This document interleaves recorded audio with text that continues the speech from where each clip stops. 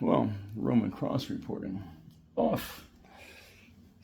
Well, a little housekeeping. I don't think it was my neighbor across the street that complained about me and my cow.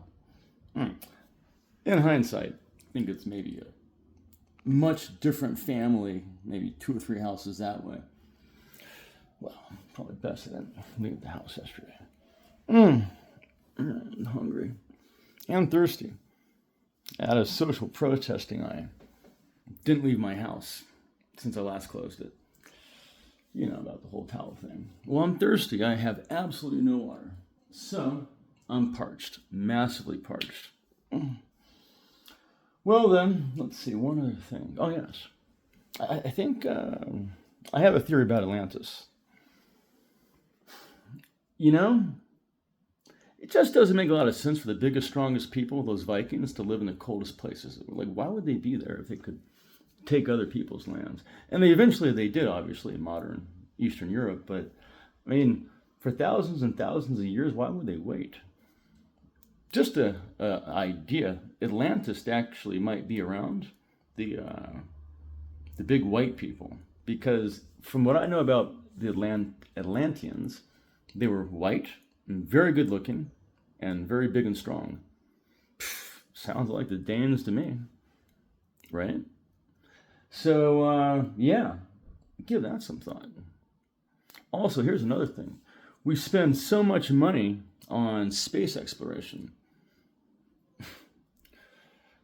We don't really explore the ocean, really. Guys, I think there's a lot of stuff in the ocean that we're not being told about. Oh, yes. So part of the Roman cross evolution now will be migrating away somewhat from this vampire world. And I think we're going to be doing some more into this exploration of the concept of Atlanteans.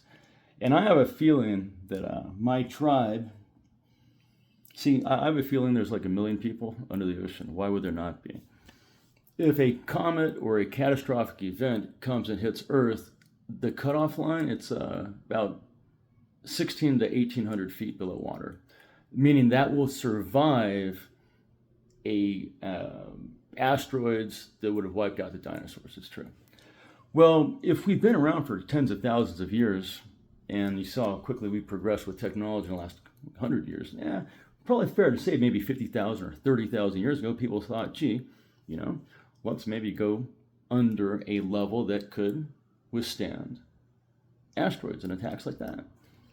So, I have a feeling that during one of these time periods, maybe you call it the flood or whatever you want to call it, but I don't think that my kind was allowed to go underground because we're not pure. I'm 1.6% African, and I think that we were considered bastards. So I think all of the white people that were left up in Viking land were actually left on purpose by our pure-blood ancestors, the Atlanteans, and we were left to fucking fend for ourselves among the savages. So for the last, tens of thousands of years, they've been down there, and we've been getting slaughtered up here. I have a feeling with global warming, it's actually a good thing, because remember, everything's opposite. Pollution's obviously terrible, but the cyclical nature of, the ebbing and flowing of ice, that's kind of a thing. That's planets, that's what they do. There's spring, fall, summer, and winter. Well, it's a cycle, and so I have a feeling that under Iceland or Greenland, what you'll find are these like hatches, if you will, that will have very modern technologies that take people under that 1,600 or 1,800 foot mark, where you then begin these subterranean living quarters. Why would you not do that? Why did the Nazis go flying in their submarines to Antarctica and Greenland right after World War II? That's a kind of fucking strange move. They did.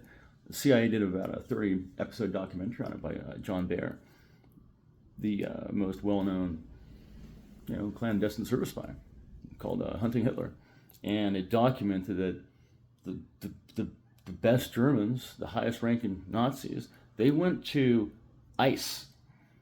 Fucking weird. Wouldn't have been my fucking choice unless I had a really good reason to go there.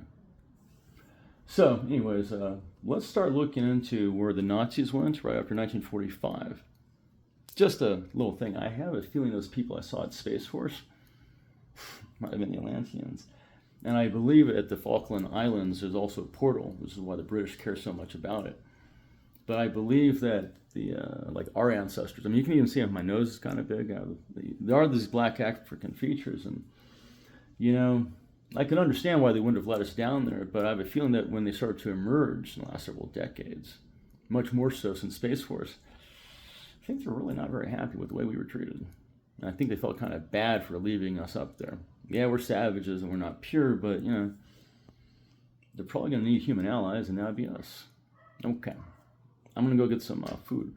So that's where we're headed with the Roman cross plot line. Again, apologies to my neighbor across the street. Shame on me. Okay. Well then. I just might go see Carl G concert tonight. Not inside. It's $150 a ticket. Did you know that?